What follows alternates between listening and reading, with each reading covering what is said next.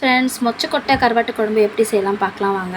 இந்த மாதிரியெல்லாம் வந்துட்டு யாரெல்லாம் வந்துட்டு கத்திரிக்காய், முருங்கைக்காய், மாங்காய், உருளைக்கிழங்கு இவ்வளோ காயெல்லாம் போட்டு யாரெல்லாம் சமைப்பீங்க? அது மட்டும் இல்லாமல் மண் சட்டியில் யாரெல்லாம் சமைப்பீங்க? யாருக்கெல்லாம் கருவாட்டு குழம்பு ரொம்ப பிடிக்கும் அப்படின்னு சொல்லிட்டு கமெண்ட்ஸ் பண்ணுங்கள். எனக்கு வந்து பார்த்திங்கன்னா ரொம்ப பிடிச்ச ஒரு குழம்பே பார்த்திங்கன்னா நான் வந்து ரொம்ப கருவாட்டு குழம்பு தான் ரொம்ப விரும்பி சாப்பிடுவேன். எனக்கு ரொம்ப ரொம்ப பிடிக்கும். ஏன்னா எங்கள் அம்மாவுடைய ஸ்பெஷல் வந்து பார்த்திங்கன்னா கருவாட்டு குழம்பு, மீன் குழம்பு தான். இந்த கருவாட்டு குழம்புக்கு வந்து களி வந்து செஞ்சு சாப்பிட்டா சூப்பராக இருக்கும். எங்கள் அப்பாவுக்கு வந்து களி வந்து கலந்து சாப்பிட்றது ரொம்ப பிடிக்கும். ஆனால் எனக்கு வந்து களி சாப்பிட பிடிக்காது. நான் வந்து சாதம் தான் செஞ்சுருக்கேன். இது கூட வந்து உருளைக்கிழங்கு வறுத்து வச்சுருக்கேன். இந்த மொச்சக்கொட்டையை எப்படி போடுறது அப்படின்னு பார்த்தீங்கன்னாக்கா, மொச்சக்கொட்டையை ஒரு 2 மணி நேரம் ஊற வச்சுட்டு அதுக்கப்புறம் ஊறின மொச்சக்கொட்டையை எடுத்து நல்லா ஒரு கடாயில் போட்டு வறுத்து எடுத்துக்கிட்டு குழம்பு நல்லா கொதிச்சதுக்கப்புறமா இந்த மொச்சக்கொட்டையை எடுத்து வாரி வெந்த மொச்சக்கொட்டையை அதில் கொட்டி விடணும். நல்லா கலந்ததுக்கப்புறமா கருவாடு லாஸ்ட்டாக போட்டு அது கூட வெந்தய ஜீரகத்தூளையும் போட்டு கொத்தமல்லியும் போட்டு குழம்பு ரெடி ஆகிடுச்சு. இதுதான் கருவாட்டு குழம்பு. பிடிச்சிருந்தா லைக் பண்ணுங்கள், சேனலை சப்ஸ்கிரைப் பண்ணுங்கள்.